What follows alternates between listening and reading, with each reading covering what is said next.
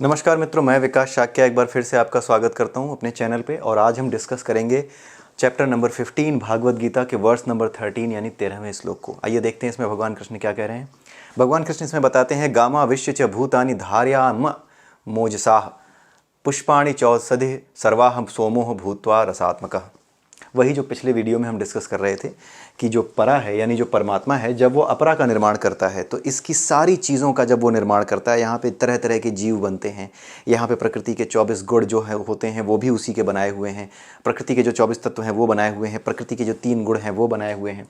वो सारी की सारी चीज़ें, फूलों में जो सुगंध है, ठीक है, फूलों में जो रस है, अग्नि जो है उसमें जो प्रकाश है, ठीक है, और पानी, ठंड में ठंडी चीज़ों में जो शीतलता है, वो सारी की सारी चीज़ें, ये जो चीज़ें हम महसूस करते हैं, ये सारी की सारी चीज़ें, इन भावनाओं को, इस स्पर्श के अनुभव को जिसको हम महसूस करते हैं, वो सब भी परमात्मा की ही देन है। उन्होंने ही बना कर दिए हैं। जो हमें आनंद आता है स्वाद लेते समय, हम जो आँख बंद करके कहते हैं आहा मज़ा आ गया, वो सारी चीज़ें, वो आनंद की अनुभूति, वो जो महसूस होता है, उस आनंद की अनुभूति को भी इसी अपरा में रखा गया है। यही तो महसूस करते हैं, कुछ तो है ना वो। तो वही कह रहे हैं कि जो कुछ यहाँ पे तुम महसूस करते हो, चाहे वो दिखता हो चाहे न दिखता हो, उन सब का कारण मैं हूँ।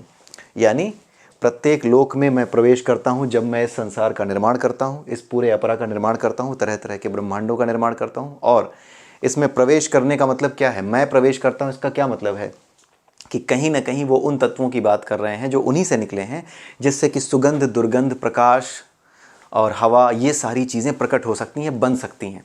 तो वो सारे के सारे गुण किसने डाले हैं? उन्होंने डाले हैं। इसका मतलब है कि वो उन गुणों की बात कर रहे हैं कि मैं उन गुणों के माध्यम से प्रवेश करता हूँ। जैसे जब हम कहते हैं पुलिस प्रवेश कर रही है, किसी जगह पे पुलिस प्रवेश कर रही है, एक ही पुलिस वाला आया तब भी कहते हैं पुलिस वाला आया, ठीक है। हम नाम नहीं लेते कि दरोगा सिंह आए या प्रचंड सिंह आए, ठीक है, हम कहते हैं पुलिस आई थी।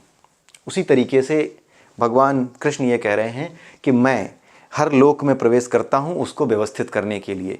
और साथ में वो ये कह रहे हैं कि जितने भी लोक हैं, चाहे वो सूर्य, पृथ्वी, ये आपस में जो एक दूसरे के चारों तरफ घूम रहे हैं और घूमते हुए भी एक स्थिरता है। ये घूम करके थक करके रुक नहीं रहे, कुछ गिर नहीं जाता। हम किसी गोले को घुमाएं, थोड़ी देर बाद उसकी ऊर्जा ख़त्म हो जाएगी और ख़त्म होने के बाद क्या होगा? वो रुक जाएगा, ठीक है। लेकिन ये सारे के सारे ग्रह आपस में एक दूसरे के चारों ओर जो चक्कर काट रहे हैं, ये रुकते नहीं। तो इसको जो संतुलित रखने की शक्ति है, वो शक्ति भी किसने दी है? मैंने दी है, यानी ईश्वर ने दी है। सभी लोगों को मैं स्थिर रखता हूँ, ये बात वो कह रहे हैं। पुष्पों और औषधियों में रस मैं हूँ, जो पिछले वीडियो में हम डिस्कस कर चुके हैं। और प्रत्येक लोक में प्रवेश करके इस अपरा में जीवन का निर्माण करता हूँ, ये भगवान कृष्ण कह रहे हैं। तो ये सिंपल सी छोटी छोटी चीज़ें हैं। अब ये श्लोक समझने लायक, बहुत ज़्यादा इसमें प्रॉब्लम नहीं होती, अपने आप समझने लगते हो। क्योंकि आपको अगर ये समझ में आ गया, जो कि बार बार मैं इसीलिए बनाता हूँ, बार बार हर श्लोक में साथ में रखता हूँ इसको, सो दैट कोई प्रॉब्लम ना आए। बिकॉज यही है सब कुछ जो समझने लायक है।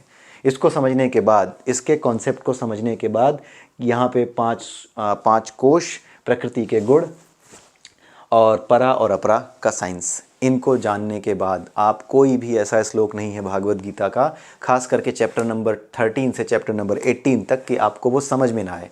समझना इस श्लोक को नहीं है, पहले इसको समझना है, उसके बाद श्लोक जितने भी हैं वो अपने आप समझ में आते जाएंगे। ये है। तो अगले वीडियो में फिर मिलेंगे, तब तक के लिए नमस्कार।